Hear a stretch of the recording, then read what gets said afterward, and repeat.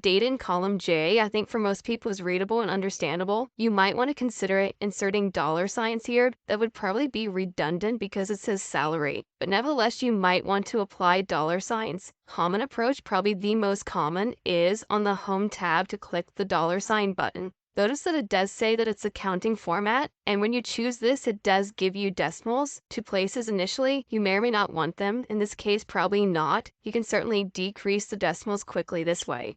If this column is wider, note the dollar signs stay on the left side no matter what. Now, when you've got mixed data, for example, like we see here on the budget sheet here, we might want to have dollar signs in different rows, but as columns are wider, that may or may not be our best choice. Now, there is a keystroke shortcut associated with using the dollar sign, but it's actually a different format. If we were to right-click column J or press Control 1, by right-clicking going to Format Cells or pressing Control 1, we'll come into the Format Cells dialog box. The format that we're using here, is it currency? Is it accounting? And what's the difference?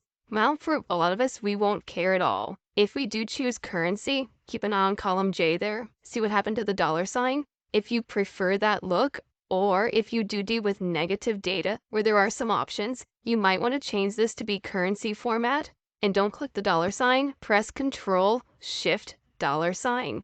Another way of saying that is Control Shift 4 on the main keyboard. So here and there that makes a difference. If you simply have only a single cell or a few cells like here, if these didn't have dollar signs on them, the alternate is often the comma button without decimals. So if your data is looking like this and you say, well, I prefer to have dollar signs on them, you might click the dollar sign or press Control Shift dollar sign and then decrease the decimals. But in this example, and it's unlike the other entries we see here, the dollar sign is right next to the data. So it's up to you to decide whether you prefer that or not. But at least it's a handy way to put in dollar signs. You just have to make sure that you prefer, or at least it doesn't bother you, that the dollar signs are right next to the number. The comma button here, as we pointed out, is often a better choice when we're dealing with data. As in the previous worksheet here, probably be a better choice here to use comma and then decrease the decimals. There's a keystroke shortcut for that as well. It's Control Shift exclamation point. That's on the number 1 key. And that too gives you initially 2 decimal places. And get rid of those. Now you may have noticed a subtle difference between this and if I choose comma and then decrease the decimals. What's the difference? There's about a half a space left out there. So this may sound like nitpicking, but if that bothers you, press Control Shift exclamation point and then decrease the zeros. Once again, jumping behind the scenes, right-click Format Cells. The distinction here is between a format called number and the number. If it ever has negatives, might have parentheses, it might not. When we press Control Shift exclamation point, we're choosing this format here. M for the negatives, it would be this. Then when we don't have negatives, it doesn't leave space for that parenthesis out here, because if they were, there'd be a leading minus. Now again, it may seem like splitting hairs, but be aware if the issue about negatives doesn't occur at all and you want a quick format here, maybe it's Control Shift exclamation point, but you got to deal with the decimals, get rid of them. Now sometimes in dealing with certain kinds of data, you want to use so-called general format. I doubt if you'd want to use it here. It is the default format in Excel. And if you need it, it's Control Shift tilde or Control Shift accent grave, however you prefer. It's the key, usually above tab and below escape. It's got a tilde and an accent mark on it, and it simply displays data without commas and dollar signs. And if there were decimals, we'd see numbers to the right of the decimals, but if it's a mixed mode, we won't see the decimals to the right, so there wouldn't be any uniformity. Occasionally, you need to go back to that display. There's one keystroke shortcut associated with dates. You either like it or you don't. Column G is certainly readable and understandable, but if you get data from other sources, for example, Canada or Europe, many times the month-day order is different. And so the keystroke shortcut, and the only one that's in Excel for dates, is Control Shift £. Watch the display. That certainly eliminates any doubt as to which month we're talking about.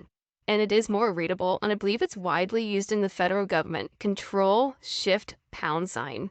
Sometimes it takes up more space than you would want, but it certainly is readable. There's never that momentary doubt as to which month we might be talking about. There's also a single keystroke shortcut associated with time. in a different workbook. Here we see in column E some time entries, and the way they're put in here, you can see, and these are all AM numbers, and then we do come in the afternoon, the 24-hour style. And for some people, that's completely appropriate and understandable and usable, and it is widely used in other countries as well. If that's what you want, fine. If you'd like the display to be AM PM, the keystroke shortcut is Control Shift @. Perhaps you'd remember that by thinking of, well, I'll meet you at 11 o'clock or 2 o'clock or whatever. Control Shift @, and we see this display. So we do have one keystroke shortcut associated with time. Previously we saw for date. Now, for whatever reason, the date in column D here has not been cleaned up. Those look like date numbers or date values. Let's apply the format. Control Shift #. There we go. So all of these keystroke shortcuts that we've just mentioned are all, you could say, available from the top row of keys on the keyboard. The 1 key has the exclamation point, the 2 has the @, 3 has the £, then the $. And so these formatting choices always use with the Shift key. Control from left to right, Control Shift tilde, that's the leftmost key, that's general format, I'll apply it here.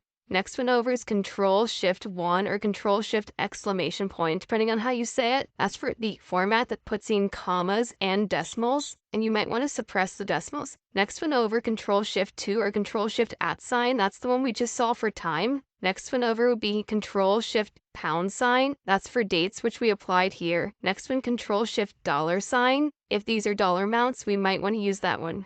And again, you have to decipher the differences between those and the actual buttons on the toolbar to decide if that difference is very meaningful.